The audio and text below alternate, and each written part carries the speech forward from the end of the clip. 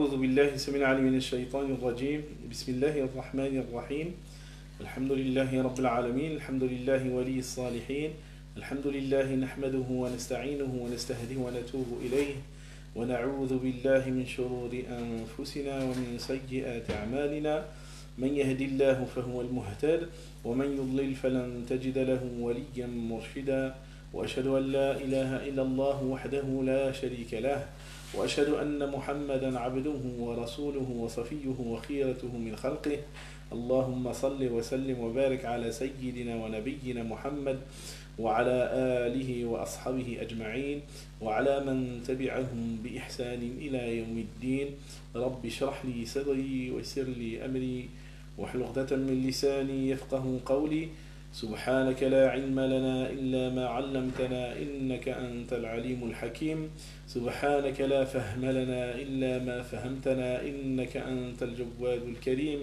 ولا حول ولا قوة إلا بالله العلي العظيم ربنا إننا نعوذ بك أن نشرك بك شيء نعلم ونستغفرك لما لا نعلم أما بعد السلام عليكم ورحمة الله وبركاته. Donc, on remercie Allah subhanahu wa ta'ala qui nous a permis de nous réunir ensemble à travers cette plateforme virtuelle pour qu'on puisse passer un moment de rappel. On demande à Allah azza wa jal qu'il fasse de ce moment un moment de pardon, un moment dans lequel, alhamdoulilah, Allah subhanahu wa ta'ala nous élève en degré et fait de nous des serviteurs sincères. C'est un moment dans lequel on doit commencer par le fait de remercier Allah subhanahu wa ta'ala de nous avoir accordé justement la possibilité de pouvoir s'asseoir et vivre un moment de spiritualité, de rappel. On demande à Allah Azza wa Jal qu'il accepte de notre part et qu'il fasse de nous des serviteurs sincères. Allah subhanahu wa ta'ala donc nous invite justement à être dans le rappel. Et il nous dit فَذَكِّرْ إِنَّ الذِّكْرَ تَنْفَعُ الْمُؤْمِنِينَ. Il rappelle, car le rappel fait du bien aux croyants. Et le prophète alayhi salatu wa salam nous explique que ce genre de réunions sont des réunions justement qui sont des réunions qui sont bénies, dont la récompense est grande auprès d'Allah Azza wa Jal. Donc il suffit de s'arrêter sur un hadith authentique dans lequel le prophète alayhi salatu wa salam il dit لا يقعد قوم يذكرون الله إلا غشيتهم الرحمة وحفتهم الملائكة ونزلت عليهم السكينة وذكرهم الله في من عنده. Dans un hadith rapporté par le Bukhari et Muslim selon Abu Huraira, le prophète alayhi salatu wa salam nous dit il n'y a pas un groupe de personnes qui s'assoient pour évoquer le nom d'Allah Azza wa Jal sans que justement la miséricorde ne les enveloppe, que les anges ne les entourent, qu'ils soient aussi que la sakina descende sur eux et qu'ils soient mentionnés auprès d'Allah Azza wa Jal. Aussi on demande à Allah Azza wa Jal à travers ce rappel qu'il puisse faire en sorte de nous envelopper de sa miséricorde, de faire descendre sur nous justement sa sérénité et qu'il nous entoure de ses anges et qu'il nous mentionne auprès de lui. Alors, on va essayer de passer, Inch'Allah, donc un moment autour du verset qu'on vous a annoncé sur la page de notre centre Al-Andalus. Et donc on va s'arrêter sur un verset de Surat Ar-Rum dans lequel Allah Azza wa Jal nous dit وَمِنْ آيَاتِهِ أَنْ خَلَقَ لَكُمْ مِنْ أَنفُسِكُمْ أَزْوَاجًا لِتَسْكُنُوا إِلَيْهَا وَجَعَلَ بَيْنَكُمْ مَوَدَّةً وَالرَّحْمَةً.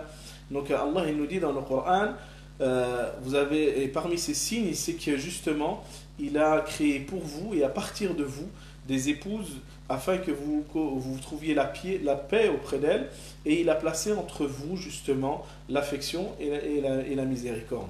Et il y a en cela des signes pour des gens qui réfléchissent, qui méditent.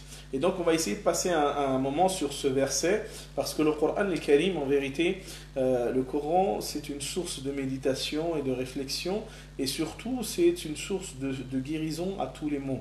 Et notamment aujourd'hui dans un cadre où l'on vit beaucoup de gens qui se séparent, beaucoup de gens qui divorcent pour des raisons diverses et qui vivent des vies conjugales qui ne sont pas forcément des vies conjugales qui sont donc heureuses. Eh bien, il est important de revenir au Coran, parce que le Coran, Allah Azza wa Jal nous donne justement la solution à tous nos problèmes par rapport à ça et il nous inscrit justement donc, dans le Coran toutes les clés de la réussite de la vie conjugale. Et il nous dit donc, dans ce verset tout ce qu'il faut avoir comme outil pour pouvoir réussir donc, dans la vie conjugale au quotidien ou bien même dans toute notre vie. Allah subhanahu wa ta'ala nous rappelle que dans le Coran il y a la guérison pour chaque chose.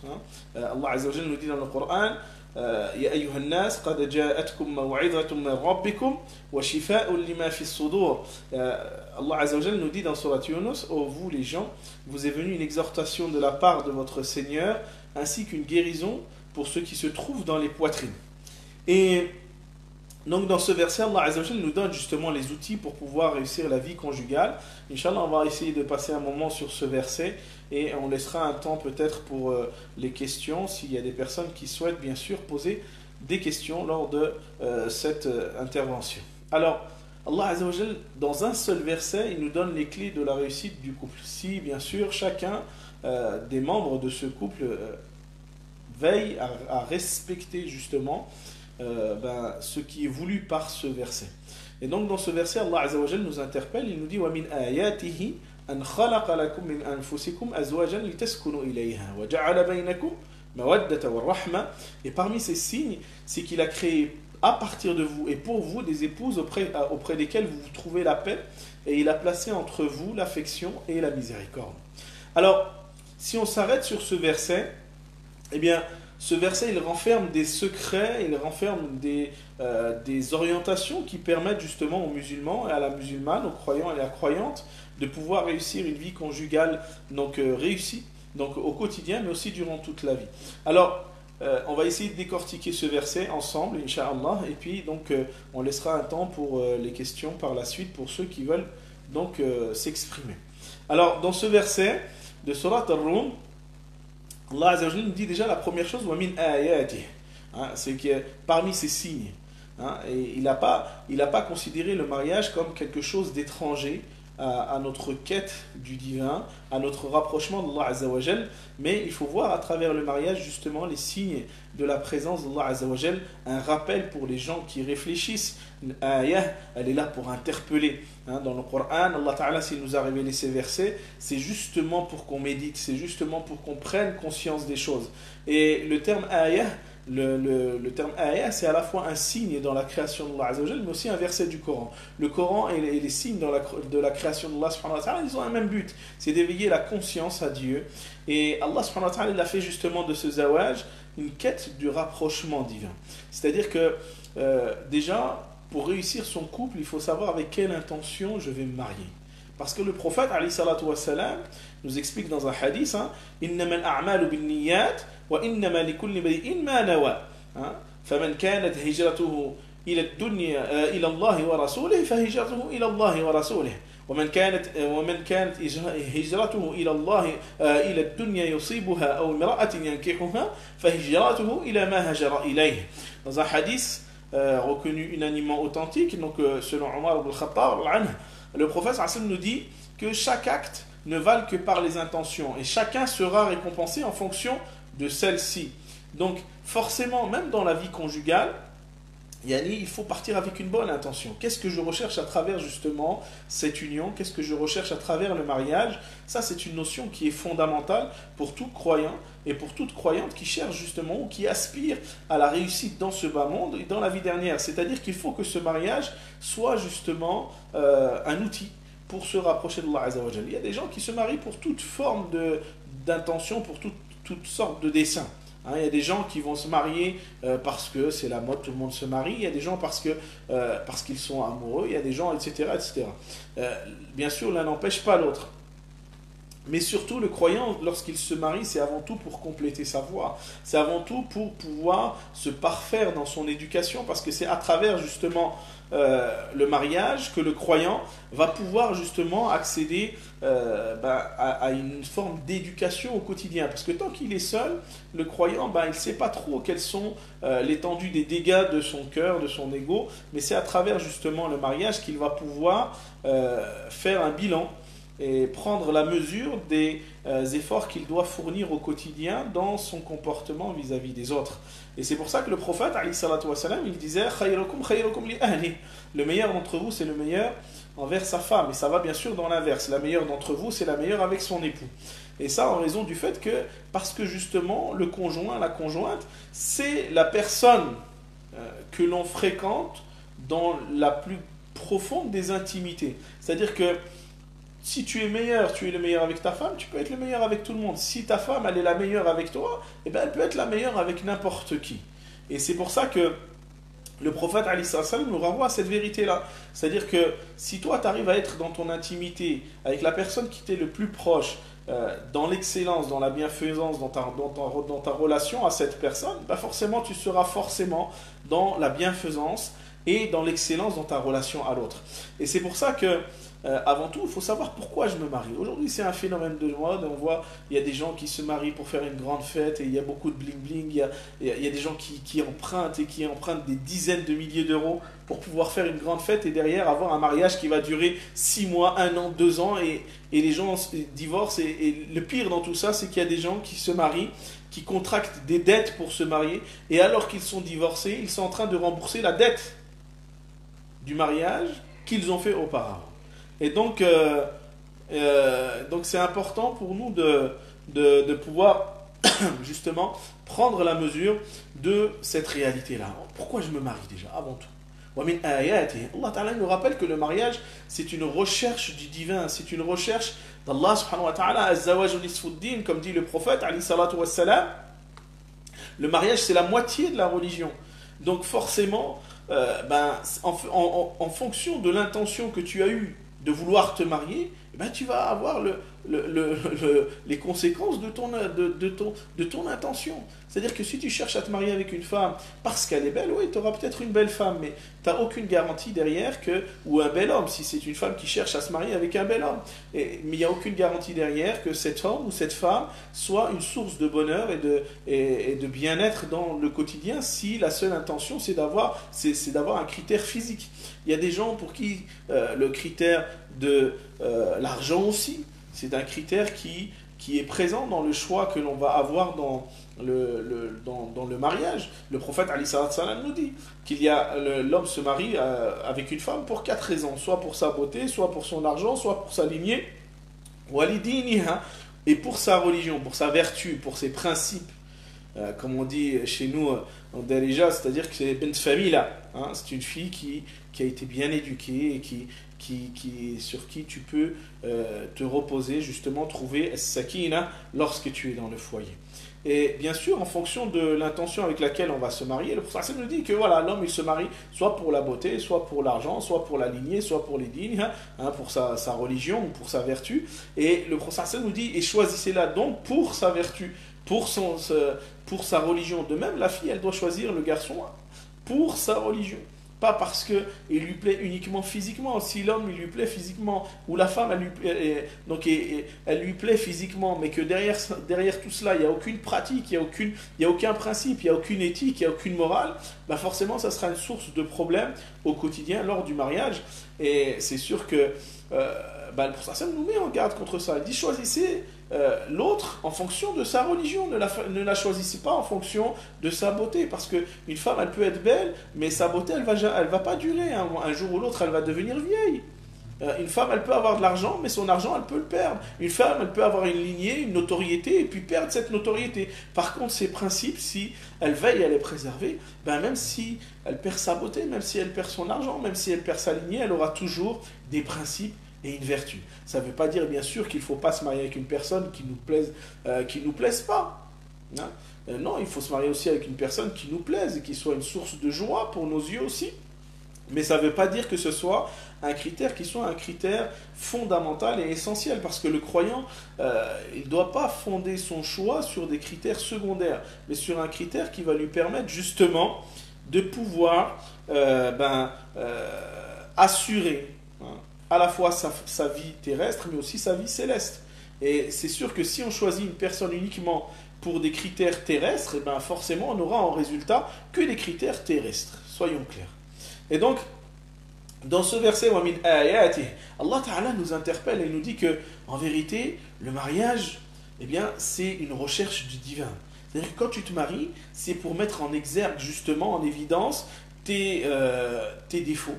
Hein, et savoir les travailler au quotidien auprès de ton épouse et devenir le meilleur. Parce que le prophète nous dit khayrukum khayrukum li ahli. Le meilleur, c'est le meilleur envers son épouse. Comme la meilleure, c'est la meilleure envers son époux. Et donc, le choix, avant tout l'intention, la raison pour laquelle je vais me marier, eh ben, c'est déjà en soi un des facteurs de réussite du couple. C'est-à-dire que si tu cherches à te marier avec, Allah, avec une fille pour Allah subhanahu wa ta'ala, et que tu cherches à te rapprocher vers Allah par ce moyen-là, où la fille elle cherche à se marier avec un garçon dans cette même intention, forcément, il y aura un effet positif. Mais c'est sûr que si on cherche à se marier avec l'autre uniquement parce que j'ai une attirance physique ou parce qu'elle a telle ou telle chose ou il a telle ou telle chose comme critère secondaire qui n'est pas un critère essentiel dans la réussite du couple, eh ben, il ne faudra pas s'étonner de voir des difficultés au quotidien surgir. Parce que forcément, si tu as axé uniquement ton choix sur le critère physique de l'autre, ben oui, le physique, ça peut jouer effectivement sur le fait d'être bien dans ton foyer, mais c'est pas même si une femme elle est très belle mais qu'elle a un comportement exécrable, ou un homme est très beau mais il a un comportement exécrable, forcément ça va produire un effet qui n'est pas celui qui était escompté, qui était voulu à travers justement notre désir de s'unir à l'autre. Et donc si nous on s'en remet à Dieu, si nous on s'en remet à Allah subhanahu wa ta'ala dans ce choix justement, et qu'on cherche à travers cette union une personne qui nous convient pour nous rapprocher d'Allah subhanahu wa ta'ala, eh bien, on ne sera jamais déçu. Et donc, il faut savoir déjà dans un premier temps renouveler son intention. Pourquoi je me marie? Parce que le problème aujourd'hui, on trouve beaucoup d'échecs au sein des couples musulmans, parce que déjà, à la base, les gens se marient pourquoi? Parce qu'ils ont un attachement, il y a beaucoup de jeunes musulmans, de jeunes musulmanes, malheureusement, qui sont dans la fréquentation, qui s'attachent mutuellement l'un à l'autre, et forcément, à travers cet attachement, font preuve d'un manque d'objectivité, hein, dans les critères qu'Allah subhanahu wa ta'ala nous a donnés, ainsi que son prophète alayhi salam, dans l'union. Hein. Et après, on s'étonne qu'il y a des problèmes au quotidien. C'est normal. Tu as voulu te marier avec un tel parce que tu l'as fréquenté depuis 10 ans, mais tu ne l'as jamais vu dans sa réalité et tu n'as jamais jugé ta démarche dans la satisfaction, la recherche de la satisfaction d'Allah Azza wa Jal. Donc forcément, il ne faut pas t'étonner des résultats. Donc, premièrement, awalan, l'intention. Pourquoi je me marie? Ça, c'est une des clés de la réussite. Si je sais pourquoi je me marie, et donc je vais orienter ma recherche en fonction de ce pourquoi je me marie, justement. Hein. Et donc, forcément, quelqu'un qui va se marier pour Allah Azza wa Jal, il va chercher une personne qui va pouvoir justement l'aider à se rapprocher d'Allah subhanahu wa ta'ala. Hein, quelqu'un qui veut vraiment se rapprocher d'Allah Azza wa Jal et qui a l'intention de se rapprocher de Dieu à travers l'union, il ne va pas chercher n'importe qui pour se marier. Il ne va pas prendre une personne qui ne va pas l'aider à s'élever spirituellement et à se rapprocher d'Allah subhanahu wa ta'ala. Donc la première clé de la réussite dans la vie conjugale, c'est l'intention. Pourquoi je me marie? Qu'est-ce que je cherche à travers ce mariage? Est-ce que je cherche à faire un grand mariage? Oui, tu auras un grand mariage, mais ce n'est pas sûr que derrière tu aies la réussite au quotidien. Est-ce que tu veux une belle femme, un bel homme? Oui, tu peux avoir un bel homme ou une belle femme, mais ça ne veut pas dire que pour autant ton mariage sera une réussite. Est-ce que tu veux beaucoup d'argent? Peut-être que tu auras beaucoup d'argent, mais ça ne veut pas dire que cet argent va t'amener forcément le bien-être et le bonheur dans ton existence, et surtout la réussite auprès d'Allah Azza wa Jal, ainsi de suite. Mais par contre, si tu cherches une personne qui te rapproche d'Allah subhanahu wa ta'ala, eh bien tu vas avoir forcément une personne qui va t'apporter positivement. C'est-à-dire que même si elle n'a pas l'argent, même si physiquement elle n'est pas forcément l'idéal de ce que tu attendais, mais qu'elle a l'éthique, eh bien forcément c'est une personne qui craindra Dieu dans son comportement et qui fera attention justement de ne pas être injuste. De ne pas être injuste dans son traitement vis-à-vis de l'autre. Vous savez, il y avait une histoire qui a été rapportée à l'époque où il y avait un jeune homme qui était un homme pieux et et son maître, donc, qui lui enseignait, donc, son cheikh qui lui enseignait justement l'islam, il lui a dit un jour, mais pourquoi tu ne te maries pas? Il dit, et ce jeune lui a dit, c'est parce que je cherche une personne spéciale. Il dit, et c'est qui cette personne spéciale? Ben, je cherche une femme qui me donne un fils qui libérera le Quds, qui libérera Jérusalem. Un jour, ce cheikh va aller, donc il va rencontrer une jeune fille qui va trouver qu'elle n'est pas mariée. Il va lui dire, mais pourquoi tu ne te maries pas? Il lui a dit, parce que je cherche quelqu'un de spécial. Il lui dit, mais qui cherches-tu? Elle lui dit, je cherche un mari qui me donne un fils qui libérera le Quds, qui libérera Jérusalem. Et subhanallah, ces deux se sont mariés et ils ont donné justement naissance à un être illustre dans l'histoire des musulmans qui est Salah ad-Din al-Ayyubi, hein, rahimahullah. Donc Saladin, celui qui a justement libéré le Quds plus tard. Vous voyez, ils avaient l'intention de se marier pour avoir un fils pour libérer la terre sainte. Et nous aujourd'hui, quelles sont nos intentions? Qu'est-ce qu'on recherche à travers le mariage? Ça, c'est une chose que l'on doit se poser chacun avant de s'engager dans un projet d'union et de mariage. La première des clés de la réussite de la vie conjugale, c'est ça. Ce pourquoi tu veux te marier. Hein? Après, ça ne veut pas dire qu'il faut que tu cherches une femme ou un homme qui ne te plaît pas physiquement. Tu peux chercher une femme ou un homme qui te plaît physiquement. Avoir quelqu'un qui a une situation aisée, ce n'est pas un mal, etc. Bien sûr, Allah subhanahu wa ta'ala n'a pas interdit. Mais lorsque le critère premier devient la beauté, devient l'argent, devient la lignée, et qu'on met en secondaire l'éthique, la morale et la relation à Dieu, il ne faut pas s'étonner qu'après qu'on ait des soucis au sein du couple. Donc ça, c'est la première chose, la première des clés. La deuxième clé dans ce verset, qu'est-ce qu'il nous dit Allah subhanahu wa ta'ala, وَمِنْ آيَاتِهِ أَنْ خَلَقَ لَكُم مِنْ أَنفُسِكُم. C'est que il ne faut pas oublier que ce zawaj, avant tout, c'est une ni'ma. Ce mariage, c'est un bienfait d'Allah subhanahu wa ta'ala. Il ne faut pas oublier qu'Allah azza wa jal nous dit que ce mariage, c'est quelque chose qu'il nous a accordé, quelque chose qu'il nous a donné. وَمِنْ آيَاتِهِ أَنْ خَلَقَ لَكُم. C'est qu'il a créé pour vous. C'est-à-dire, là, il s'adresse aux hommes dans le sens où l'union, le mariage en soi, c'est un bienfait d'Allah azza wa jal. C'est une ni'ma d'Allah subhanahu wa ta'ala. Et nous, il faut le prendre comme tel. C'est sûr que celui qui, déjà, lorsqu'il se marie, il oublie, il perd de vue cette notion de ni'ma, cette notion de fadlullah, cette notion de bienfait d'Allah azza wa jal, forcément, il ne va pas vivre les choses de la même façon. Allah Ta'ala, même dans la séparation, même dans le divorce, dans Surat An-Nisa, il dit aux croyants وَلَا تَنْسَوُوا الْفَضْلَ بَيْنَكُمْ. Et n'oubliez pas, donc, n'oubliez pas, comment dire, le bienfait qu'il y a eu entre vous. Et même dans la séparation, Allah Azza wa Jal, il nous dit de ne pas oublier justement ce bienfait et cette grâce qu'il nous a donnée à travers justement la vie de couple. Et aujourd'hui, il y a beaucoup de gens qui voient le mariage comme un fardeau, comme une difficulté, comme une contrainte dans la réalisation de projets personnels, dans la réalisation de plein de choses, plutôt que de voir ça comme un fadl. Et donc forcément, comme une ni'ma, donc forcément ça devient quelque chose qui va peser sur la personne et il ne va pas voir le mariage comme un bienfait, mais comme une contrainte. Et donc, ça peut avoir un effet et une incidence sur, justement, le quotidien. Et ça, quand je parle, c'est dans les deux sens. C'est-à-dire que l'homme, il peut éprouver ce sentiment de contrainte, comme la femme, elle peut aussi l'éprouver à un moment donné dans sa vie de couple. Et ça, c'est un élément essentiel qui va, justement, apporter le bien-être et le bonheur au quotidien. C'est-à-dire que si tu vois déjà l'autre comme un problème dans ta vie, forcément ça va être un problème dans ta vie. Mais si tu vois l'autre comme un fadl, comme une ni'ma de la part d'Allah Azza wa Jal, c'est qu'Allah subhanahu wa ta'ala, il t'a apporté cette personne pour pouvoir t'apporter dans ta vie. Allah Azza wa Jal, il ne donne jamais comme ça sans raison. Allah subhanahu wa ta'ala, dans sa sagesse, s'il a voulu que tu te maries avec telle ou telle personne, ce n'est pas pour rien. Vous savez, des fois, il y a des gens, subhanallah, ils se marient, pourtant ils font l'istikhara, ils font tout, ils s'en remettent à Dieu dans leur choix, et lorsqu'ils sont mariés, ils reviennent te voir et ils te disent en fin de compte, je ne suis pas sûr d'avoir fait le bon choix. Mais si tu t'en remets à Allah subhanahu wa ta'ala, et qu'Allah azza wa jalla a voulu que tu te maries, c'est un bienfait de la part d'Allah azza wa jalla. Et si tu n'arrives pas, et si tu es dans l'échec dans cette union, il faut peut-être te remettre en question toi, dans ta relation à l'autre. Parce que jamais Allah azza wa jalla, il ne te trahirait dans la confiance que tu as placée en lui. Subhanallah, Allah Ta'ala nous dit dans le Coran, وَمَنْ يَتَوَكَّلْ عَلَى اللَّهِ فَهُوَ حَسْبُهُ. Celui qui place sa confiance en Allah Azza wa Jal, ben Dieu lui suffit. Donc toi, tu as fait salat al-istikhara pour le mariage.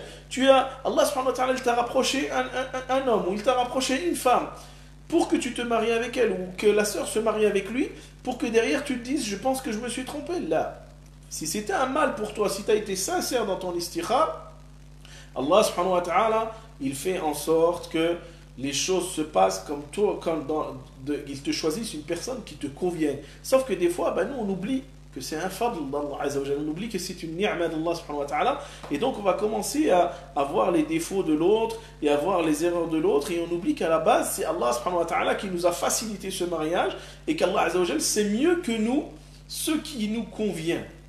Allah Ta'ala nous dit Asa an takrahu shay'an wa huwa khayrun lakum wa asa an tuhibbu shay'an wa huwa sharrun lakum wallahu ya'lamu wa antum la ta'lamun.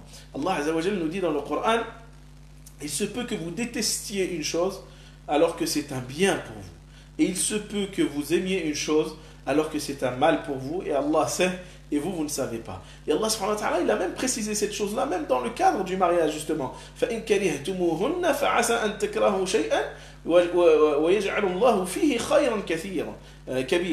Donc Allah Ta'ala nous dit dans Surat An-Nisa, il se peut que vous les détestiez, en parlant des hommes qui peuvent avoir de l'aversion envers leurs épouses, et il se peut que vous détestiez une chose dans laquelle Allah subhanahu wa ta'ala a placé un grand bien. Sauf que ce qui conduit justement à la séparation, c'est qu'on oublie qu'avant tout, c'est Allah Azza wa Jal qui nous a accordé cela.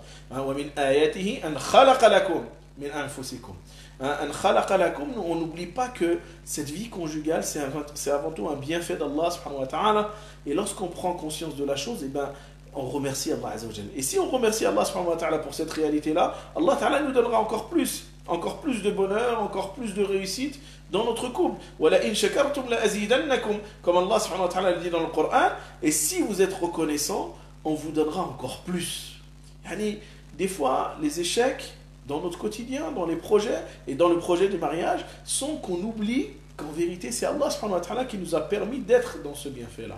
Nous, on pense que des fois, c'est nous qui avons fait les choses, ou que si ça réussit, c'est propre à nous-mêmes. Et on oublie qu'Allah subhanahu wa ta'ala, c'est lui qui nous a donné justement ce bienfait pour qu'on puisse justement connaître à la fois le bonheur dans ce bas monde et dans la vie dernière. Et ça, donc, bien sûr, donc c'est une des clés aussi de la réussite du couple, de la vie conjugale. Awalan, l'intention.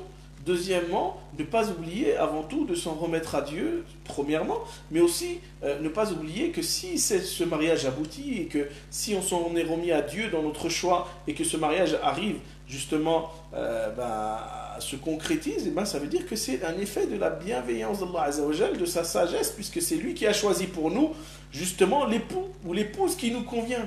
Et ça, il ne faut pas l'oublier, parce que nous, on a tendance, dès que ça va un peu mal dans le couple, ouais, je crois que je me suis trompé, j'ai pas bien évalué les choses. Mais tu as fait l'istikhara, tu as fait la prière, la consultation, tu t'es adressé à Allah Azza wa Jal qui t'apporte la personne qui te convienne dans ta vie. Donc pourquoi ? Parce qu'il y a une petite dispute, parce qu'il y a une mésentente, parce qu'on voit, c'est forcément un échec. Des fois, c'est à nous de nous remettre en question dans notre façon de faire, dans notre façon de voir l'autre, et puis surtout, comme il a dit le prophète, que justement, le mariage nous amène à cette excellence. Nous, on a toujours tendance à voir l'autre dans l'idéalisation, comment nous on voudrait que notre épouse soit, comment notre épouse voudrait que son mari soit, et chacun projette l'autre face à son idéal, en fonction de son idéal. Et puis bien sûr, si on s'arrête sur cet idéal-là, on va vite déchanter, on va vite être déçu parce que justement, on attendait de l'autre d'être autre chose que ce qu'il est. Et ça, c'est important pour nous musulmans de comprendre que lorsqu'on se marie, on ne se marie pas avec un idéal. On se marie avec une personne qu'Allah subhanahu wa ta'ala nous a accordée en tant qu'épouse, et que si Allah subhanahu wa ta'ala nous a facilité cette union, ça ne nous demande pas de changer la personnalité de l'autre, c'est à nous de l'accepter telle qu'elle est. Et de ne pas oublier qu'avant tout, c'est une ni'ma. Et si on le conçoit comme tel, forcément, ça va avoir une incidence positive dans la vie du couple. Mais si on veut, à force de vouloir changer l'autre et de vouloir que l'autre il soit différent, ben, ça va créer des frustrations, ça va créer des disputes, ça va créer une domination de l'un sur l'autre, etc., un déséquilibre au sein du couple, et malheureusement, des fois, ben, ça va jusqu'à la séparation, qu'Allah subhanahu wa ta'ala en préserve tous les couples de notre communauté. Alors, Allah Azza wa Jal, il nous donne une première clé qui est avant tout l'intention. Qu'est-ce que tu cherches à travers ce mariage? Qu'est-ce que tu cherches à travers cette vie conjugale?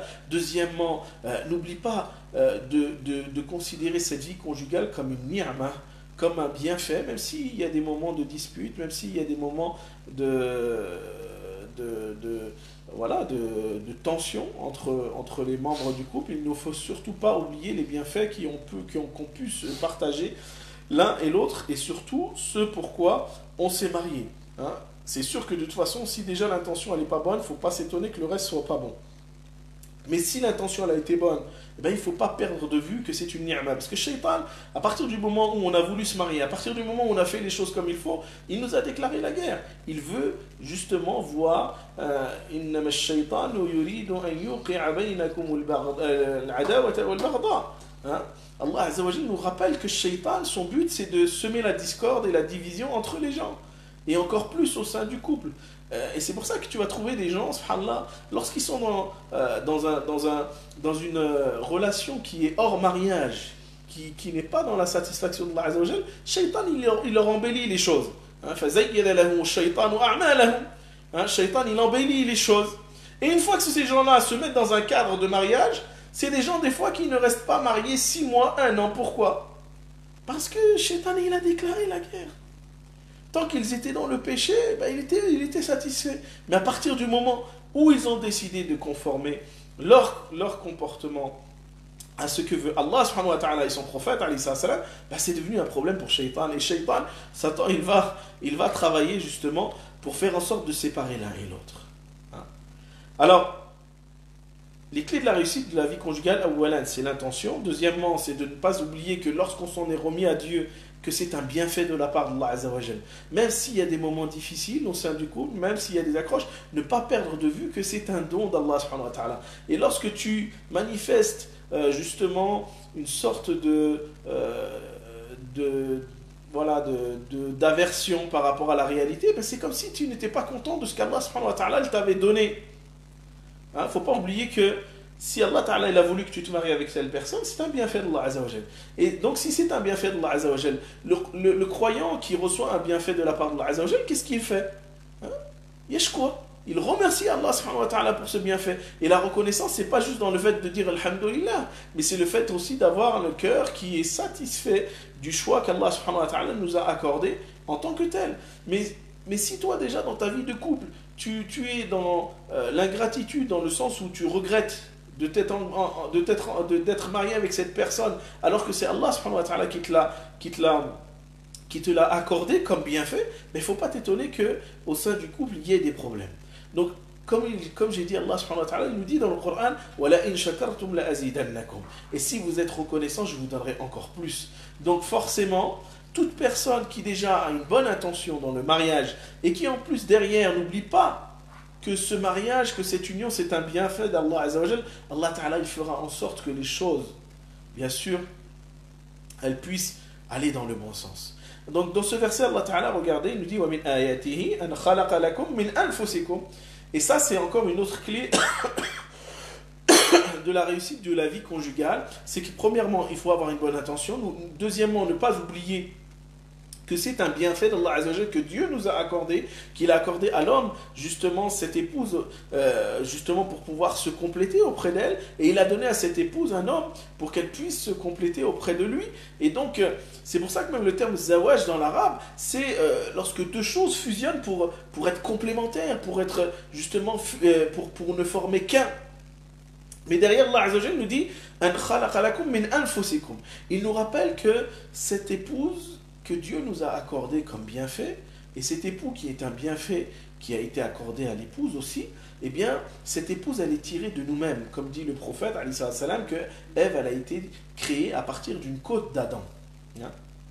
Et ça, c'est un aspect fondamental dans la réussite et dans les clés de la réussite du couple, à savoir de considérer l'autre non pas comme un corps étranger dans ma vie au quotidien, non pas comme quelqu'un à qui je vais m'opposer, non pas quelqu'un que je dois dominer, non pas quelqu'un, mais comme quelqu'un qui est une part entière de moi-même.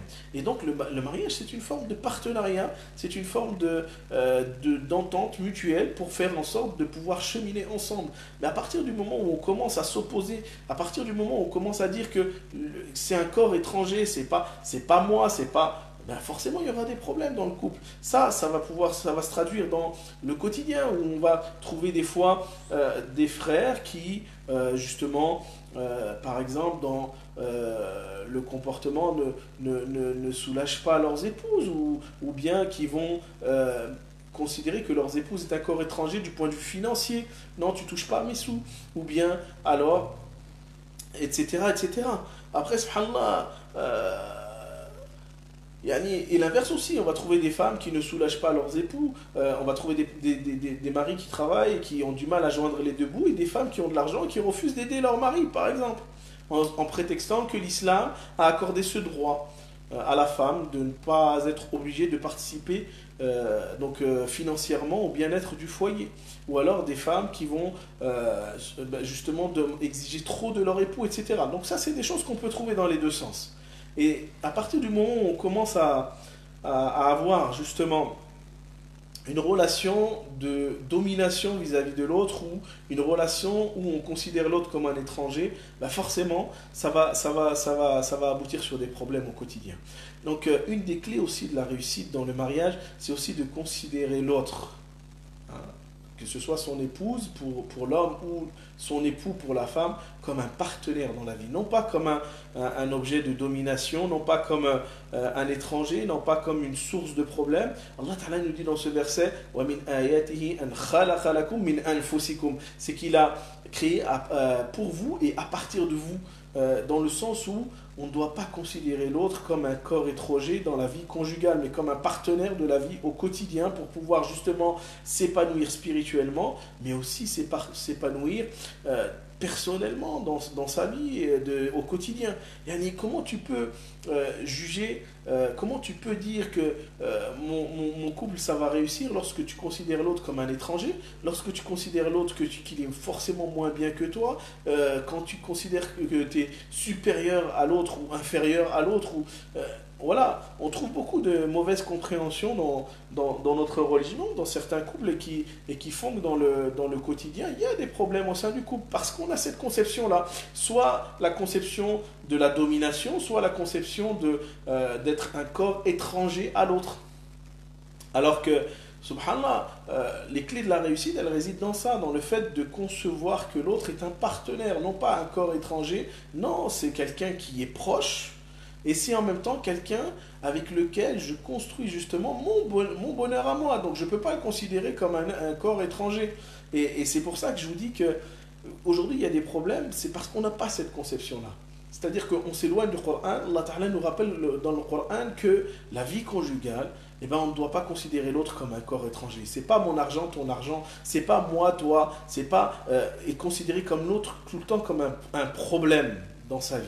Parce que pourquoi? Parce qu'on n'a pas cette vision de partenariat. Regardez Khadija, elle était riche, elle avait de l'argent, et le prophète n'avait pas d'argent. Est-ce qu'elle a dit, non, c'est mon argent, débrouille-toi, tu fais ta da'wa? Non. Elle a donné toute sa fortune pour le prophète, et le prophète, il nous dit que de faire preuve de largesse envers ses proches, envers sa famille, c'est ça ce qui est bien. Hein? Aujourd'hui, tu vas trouver, subhanallah, des gens qui font beaucoup de sadaqa à l'extérieur et qui font preuve d'avarice ils ont la main retenue concernant leurs proches, notamment leurs épouses, où ils ne font pas preuve de largesse dans les dons qu'ils vont faire ou même dans la vie du quotidien. Il y a des gens qui vont portionner certaines choses dans leur quotidien. Non, moi je t'achète que telle chose parce que moi je m'achète telle chose. Alors qu'en vérité, lorsque on fait preuve de générosité envers nos proches Et c'est la meilleure des sadaqas, comme dit Allah subhanahu wa ta'ala, يسألونك ماذا ينفقون قل ما أنفقتم من خير فللوالدين والأقربين. Allah subhanahu wa ta'ala nous dit, il t'interroge sur ce sur quoi elle doit faire l'aumône. Dit, la meilleure aumône, ce que vous pouvez dépenser de bien, c'est avant tout pour les parents et pour les proches. Et est-ce qu'il y a une personne qui est plus proche dans notre vie que justement cette épouse avec laquelle on partage notre quotidien? Et donc ça, c'est une des clés qui se trouve dans ce verset. Après, il y a des gens qui vont dire, oui, mais oui, on est d'accord, mais Allah subhanahu wa ta'ala, il a instauré cette réalité de supériorité, parce qu'il y a des gens qui traduisent mal certains termes du Coran et qui vont prendre pour, par exemple, preuve le verset dans Surat An-Nisa, Al-Rijalu qawwamuna 'ala an-Nisa. Les hommes, donc, qawwamun 'ala an-nisa, ils le traduisent comme étant les hommes sont supérieurs aux femmes dans le Coran. Alors qu'en vérité, le sens de ce verset, c'est absolument pas ça. Al-qiwama, dans l'arabe, c'est le soutien, c'est l'autorité dans le sens du soutien, parce que l'homme n'est pas touché par des, justement, des changements d'humeur qui sont dus à des problèmes hormonaux, comme la grossesse ou bien les menstrues concernant la femme. L'homme, il n'est pas touché par ce changement d'humeur qui est dû justement aux problèmes hormonaux et qui font que l'homme n'a plus d'objectivité dans ses idées, il est moins dans l'émotion, il est plus dans le recul. Ça ne veut pas dire que l'homme n'a pas de sentiments, ça ne veut pas dire que l'homme n'est pas émotif, mais il a une autre façon de gérer l'émotion, alors que les femmes sont beaucoup dans l'émotion, et cette émotion, justement, c'est ce qui leur permet de pouvoir assumer cette maternité, de pouvoir se lever malgré la fatigue, malgré les difficultés pour s'occuper justement de leurs enfants, alors que les hommes, ils ont beaucoup de difficultés avec ça, et ce n'est pas une tare en soi, contrairement à ce qu'on veut faire croire à nos sœurs, mais au contraire, c'est une force. C'est une force, et alhamdoulilah, les femmes qui ont cette force-là, qu'Allah Azza wa Jal leur accorde encore plus de leurs bienfaits. Alors, dans ce verset, Allah Ta'ala nous dit وَمِنْ آيَاتِهِ أَنْ خَلَقَ لَكُم مِّنْ أَنفُسِكُمْ أَزْوَاجًا لِتَسْكُنُوا إِلَيْهَا. Allah subhanahu wa ta'ala nous dit dans ce verset de Surat Ar-Rum, et parmi ces signes, c'est qu'il a créé pour vous et à partir de vous. Donc, al-qiwama, cette notion de qiwama qu'on parle dans le Coran, c'est une notion d'autorité qui n'est pas une notion de supériorité. Si on voulait donner une image, dans une voiture, il y a un volant, mais le passager qui est assis, il n'est pas assis en dessous dans un niveau plus bas que celui du conducteur. Mais il faut un volant dans la voiture, parce que s'il y en avait deux, chacun voudra aller dans le sens où il veut, et ça peut créer des problèmes. Le rôle du chef de famille qu'Allah Ta'ala a attribué à l'homme, c'est ça, c'est pas un rôle de tyran, c'est pas un rôle d'imposer ses façons de voir, mais c'est un rôle justement de bienveillance et d'orientation et de conseil vis-à-vis de toute sa famille. Pourquoi? Parce que justement l'homme, il a des spécificités qui lui permettent de pouvoir assumer ce rôle-là. Ça ne veut pas dire qu'une femme, elle est inférieure à un homme ou quoi que ce soit. Non, Allah Azza wa Jalla ne dit jamais qu'une femme est inférieure à un homme en mérite ou en quoi que ce soit. Allah Ta'ala nous dit que la récompense, elle est la même pour un homme et pour une femme. Sauf qu'aujourd'hui, il y a des gens qui vont dire, oui, mais le prophète, il dit dans un hadith que la femme, elle est diminuée dans son aql, elle est diminuée dans sa raison, elle est diminuée dans sa religion, et donc c'est une preuve de son infériorité. Mais ce hadith, en vérité, comment il faut le comprendre? C'est-à-dire que Allah subhanahu wa ta'ala, il dit à travers la langue de son prophète que la femme, à un moment, elle ne peut pas prier. Donc elle est diminuée dans sa religion, et ça en raison de, justement, sa constitution en tant que femme. Ça ne veut pas dire qu'elle est inférieure en mérite ou non, c'est que quand il dit le prophète que la femme, eh ben, on lui a diminué justement son aql ou sa religion, c'est dans le sens où elle ne peut pas prier à certains moments. Et son aql, c'est dans le sens où des fois elle est sujette justement à des changements d'humeur qui font que des fois elle fait preuve d'un manque d'objectivité face à certaines situations. Alors que l'homme, il n'a pas cette réalité-là. Donc il n'est pas diminué dans le sens où il n'est pas sujet à des changements d'humeur qui font que son raisonnement reste stable, qui n'est pas influencé par des changements hormonaux quels qu'ils soient. Et de même qu'il n'a pas à s'arrêter de faire la prière puisqu'il n'est pas sujet aux menstrues ou au lochi que la femme, elle connaît. C'est dans ce sens-là qu'il faut comprendre le hadith. Ça ne veut pas dire que la femme elle est diminuée dans le sens où elle est inférieure à l'homme. Et donc, cette conception-là de la femme fait malheureusement que c'est une source de problème au sein du couple. Quand l'homme il pense que la femme, c'est à elle c'est un être inférieur, que c'est une serpillière entre guillemets, et qu'elle est là juste pour lui ramasser pour lui laver ses affaires et lui repasser ses chemises, etc., etc. Et considérer que lui il n'a rien à faire à la maison ou qu'il n'a pas, il n'a pas comment dire, il ne doit pas se sentir donc impliqué, concerné en ce qui concerne les tâches ménagères, en ce qui concerne l'éducation des enfants, etc., etc., ben, il ne faut pas s'étonner qu'il y ait des problèmes après au sein du couple. Hein, à partir du moment où l'homme, il pense que lui, il a toujours raison et qu'il n'a rien à faire, ben, forcément, ça va faire des problèmes. Et de l'autre côté, c'est pareil aussi. Si on se retrouve face à une femme qui va revendiquer au point de négliger son devoir en tant qu'épouse, eh ben, il ne faudra pas s'étonner qu'il y a aussi des problèmes. Et la réussite dans le couple, eh bien, elle vient aussi dans le fait de comprendre ce que ça veut dire, c'est-à-dire que chacun il a sa place. On est des partenaires. L'homme, il a un devoir de subvenir aux besoins de sa famille et d'être justement là pour soutenir sa famille. C'est ce devoir de qiwama et ce devoir d'être un soutien à la fois dans la gestion et dans l'orientation et aussi un soutien financier. Et c'est une réalité. Aujourd'hui, on a juste à voir comment les femmes qui vivent seules avec des enfants, comment elles vivent des difficultés pour justement orienter leurs enfants, parce que, surtout quand l'enfant atteint un certain âge, parce qu'il faut une autorité paternelle, c'est quelque chose qui est reconnu. Aujourd'hui, penser qu'une femme, elle peut éduquer les enfants sans la présence d'un homme, c'est complètement faux. De même qu'un homme ne peut éduquer aussi des enfants sans la présence de la mère. Il y a cet équilibre, il y a ce partenariat, il y a cette entraide mutuelle au sein du couple qui va permettre justement d'obtenir cet équilibre et ce bien-être au quotidien. Et si nous, on n'a pas cette prise de mesure, donc en tant qu'homme, quand on a cette réalité-là, et que la femme aussi, elle a des devoirs, un devoir de préserver le foyer du mari, un devoir de soins maternels envers ses enfants, ben forcément, il ne faut pas s'étonner qu'après, il y ait des problèmes. Il ne faut pas s'étonner qu'il y ait des problèmes. Donc Allah subhanahu wa ta'ala nous dit quoi? وَمِنْ آيَاتِهِ أَنْ خَلَقَ لَكُم مِّنْ أَنفُسِكُمْ أَزْوَاجًا لِتَسْكُنُوا إِلَيْهَا. Et l'objectif c'est quoi?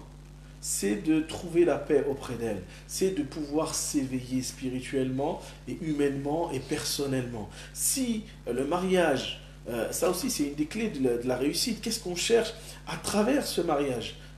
Eh bien, on cherche à s'épanouir spirituellement, on cherche à s'épanouir personnellement. Je ne me marie pas juste pour me marier, mais c'est pour trouver la paix auprès d'elle. Et ça, la paix auprès de mon épouse. Et c'est que l'épouse aussi trouve la paix auprès de son mari. Et donc, il est important que chacun prenne conscience de ça. C'est-à-dire que je ne suis pas là pour faire la guerre à l'autre. Je ne suis pas là pour me disputer à longueur de journée. Je suis là pour essayer justement de trouver une paix au sein de mon foyer. Je suis déjà assez agressé à l'extérieur.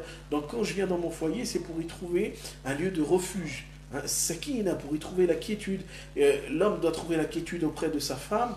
Elle doit faire en sorte que celui-ci trouve la quiétude auprès d'elle. Mais aussi, la femme doit trouver aussi la quiétude auprès de son époux. C'est-à-dire que si l'homme il rentre chez lui, que quand il rentre, il ouvre la porte, tout le monde a peur de lui, c'est qu'il y a un problème quelque part. Si l'homme il a des exigences qui sont trop hautes vis-à-vis de son épouse et qui fait preuve de violence, etc. Ou alors que la femme aussi, elle est une source dès que le mari passe la porte, elle est une source de plainte à longueur de journée, elle n'est jamais satisfaite, il ne faut pas s'étonner qu'il y a des problèmes dans la vie conjugale. Donc, sakina, on doit chercher à travers l'autre la paix. On doit chercher à travers l'autre la sérénité, la quiétude. Lorsque je rentre chez moi et que je suis auprès de mon épouse, je me sens bien. Lorsque mon épouse rentre chez moi et bien qu'elle trouve son époux, elle se sent bien. C'est ça l'objectif. Mais si c'est pour se marier, pour se disputer à longueur de journée et puis vivre dans les disputes et dans la colère et ne pas se parler, c'est pas ce qui est voulu. Et donc, il est important d'être à l'écoute de l'autre. Il est important d'être justement, de voir quels sont les besoins de l'autre. Parce que des fois, nous, on pense que c'est bon, une fois que je suis marié, c'est bon, l'autre n'a plus de besoin, moi j'ai plus de besoin, etc. Non, c'est complètement faux. Pour que justement cette vie conjugale, elle puisse s'épanouir, eh ben, il faut être à l'écoute des besoins de chacun. Et c'est comme ça qu'on trouve la paix. Yani, l'époux, il doit être à l'écoute de son épouse et l'épouse, elle doit être aussi à l'écoute de son époux. Et c'est comme ça qu'on arrive à trouver justement la conciliation et le fait de pouvoir vivre une vie de couple donc, qui est apaisée. Et pour arriver à cela, bien sûr, il y a aussi des facteurs qui sont importants. Et Allah Ta'ala nous les rappelle dans le Coran. Il dit وَجَعَلَ بَيْنَكُمْ مَوَدَّةَ وَالرَّحْمَةَ. Et il a placé entre vous de l'affection et de la miséricorde. Et ça, c'est une notion, subhanallah, qui est importante. Si Allah Azza wa Jalla l'a mis dans le Coran, c'est pas pour rien. Hasha lillah, Dieu jamais il aurait mis ces mots-là s'ils n'avaient pas leur importance dans le Coran. Allah Ta'ala, Dieu ne met jamais un mot dans le Coran qui n'ait pas sa place. Et donc, si Allah Ta'ala dit وَجَعَلَ بَيْنَكُمْ مَوَدَّةَ وَالرَّحْمَةَ, et il a placé entre vous de l'affection et de la bonté, eh bien, c'est qu'on doit prendre la mesure de ces choses-là. C'est-à-dire que aussi, une des clés de la réussite dans ma vie conjugale, awalan, c'est l'intention. Deuxièmement, ne pas oublier que c'est un bienfait de la part d'Allah Azza wa Jal. Ensuite, ne pas oublier que la personne qui est en face à moi, c'est un partenaire, c'est pas un adversaire, c'est quelqu'un avec qui je construis les choses et avec lequel je dois trouver la paix dans mon foyer. Et donc, pour y arriver, il faut aussi qu'il y ait une notion d'affection. Et Allah Ta'ala dit وَجَعَلَ بَيْنَكُمْ, c'est-à-dire que cette affection, elle ne doit pas aller que dans un sens, c'est une affection qui doit être réciproque. C'est-à-dire que l'homme, il doit manifester des marques d'attention envers son épouse, tout comme son épouse aussi doit aussi manifester des marques d'attention envers son époux. Parce qu'il y a beaucoup de gens qui pensent que non, mais si, c'est important. Le prophète alayhi salatu wassalam manifestait de l'attention, des marques d'attention à ses épouses. Lorsqu'il buvait dans un verre, lorsque Aïcha buvait dans un récipient, il prenait le récipient, il buvait à l'endroit où Aïcha avait bu, justement c'était une petite marque d'attention comme ça qui a son effet, qui avait son effet, puisque Aïcha, elle s'en est souvenue. Et c'est à nous, en tant que couple, dans notre vie conjugale aussi, de faire en sorte de manifester des marques d'intention l'un pour l'autre. Il faut que ça soit réciproque. Et si je vois que l'autre ne manifeste pas des marques d'intention, j'essaye de moi d'en provoquer. C'est pas, si lui, il n'est pas attentionné vis-à-vis de moi, moi je ne serai pas attentionné vis-à-vis de lui. Forcément, il y aura des problèmes au sein du couple. Mais il faut essayer, lorsqu'il y a des manquements de la part de l'autre, de faire en sorte que ces marques d'attention soient présentes. Et ça, si j'ai un conseil à donner à mes frères, il y a beaucoup de frères qui pensent que les femmes, elles attendent des cadeaux tous les jours, des bijoux, des voyages, etc. Là, c'est pas ça, marquer l'attention. Marquer l'attention, c'est de valoriser l'autre, c'est de lui exprimer à quel point cette personne, elle est importante dans notre vie. Bien sûr, ça ne veut pas dire qu'il ne faut pas offrir des cadeaux, etc. Non, si on a les moyens d'offrir des grands cadeaux pour nos épouses, il faut qu'on le fasse.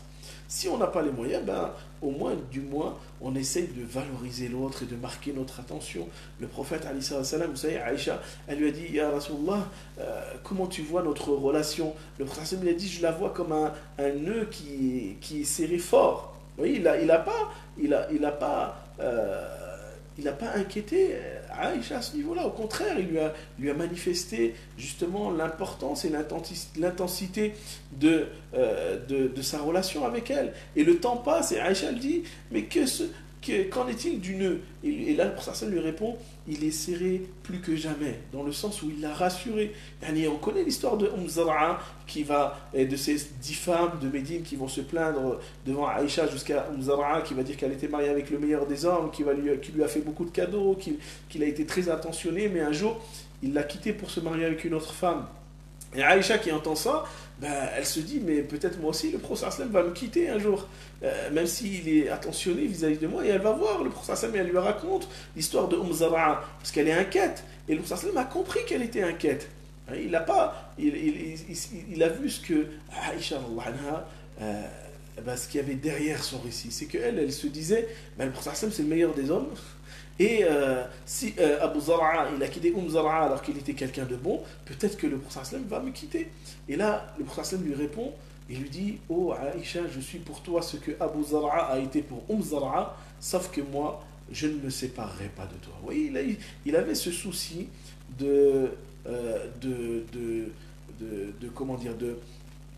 de susciter l'affection et de valoriser donc sa relation avec l'autre. Et nous aujourd'hui, des fois on a du mal.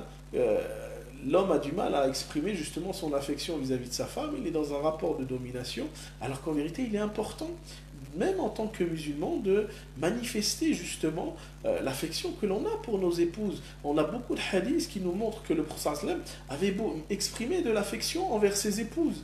Et ça va aussi dans l'autre sens. C'est-à-dire que même l'épouse, elle doit aussi exprimer son affection vis-à-vis de son mari. Parce qu'il y a certaines sœurs aussi qui pensent que le mari n'a pas besoin d'entendre certaines choses, il n'a pas besoin d'avoir des expressions d'affection de la part de l'autre parce que c'est un homme. Mais non, l'affection c'est une notion qui est réciproque. Allah Ta'ala dit wa ja'ala bainakum, et il a mis entre vous, c'est-à-dire que c'est une notion de réciprocité. Comme la femme elle a besoin d'entendre que son mari tient à elle et qu'il exprime justement l'affection qu'il a pour elle, comme l'époux aussi il a besoin d'entendre de sa femme aussi justement son affection qu'elle a vis-à-vis de lui, etc. Donc ça c'est une notion qui est dans la réciprocité. Mais ça ne suffit pas, il y a aussi la bonté. Et la bonté, ar-rahma, dans le sens de savoir fermer aussi les yeux face aux défauts et aux lacunes de l'autre, savoir aussi communiquer, c'est ça aussi, ar-rahma, c'est aussi d'être à l'écoute de l'autre, d'être à l'écoute de ses besoins, parce que des fois, dans les attitudes, si elles sont mauvaises, elles peuvent exprimer aussi un besoin, elles peuvent exprimer un moment, un malaise, un mal-être de la personne en face de nous.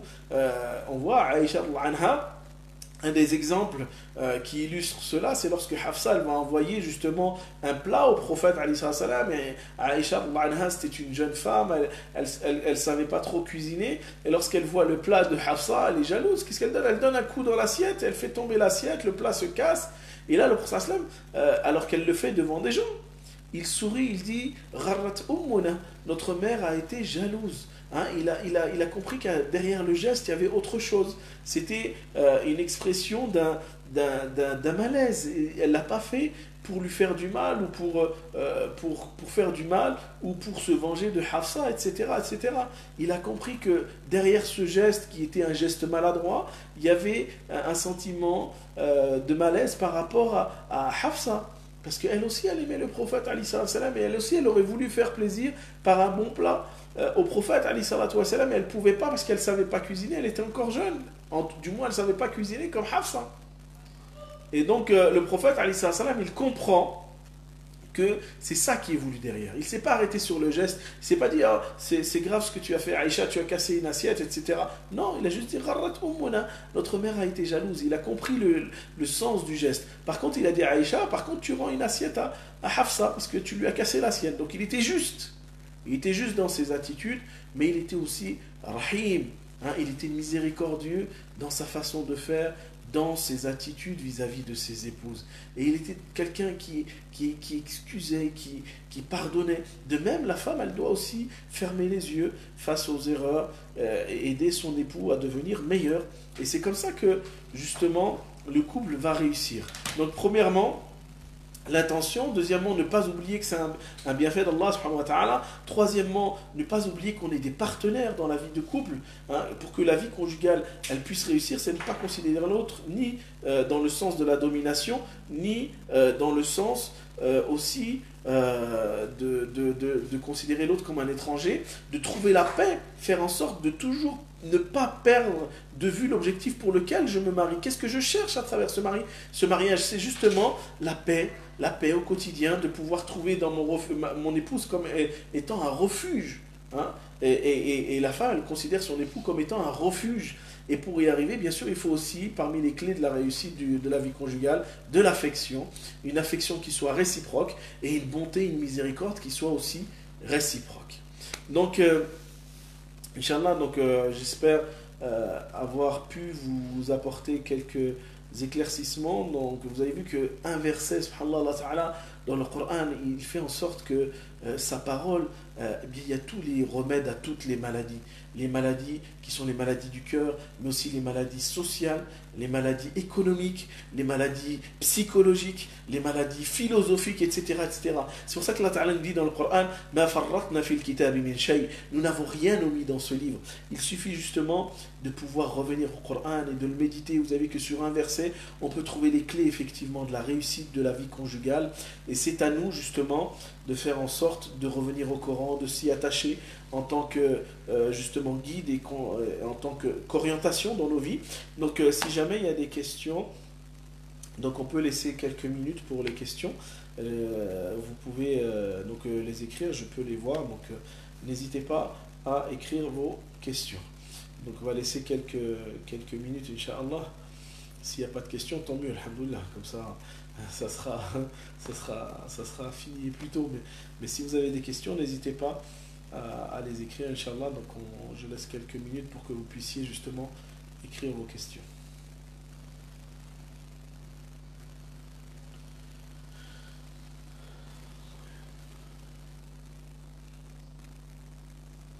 C'est moi qui vous remercie de votre écoute et de votre patience.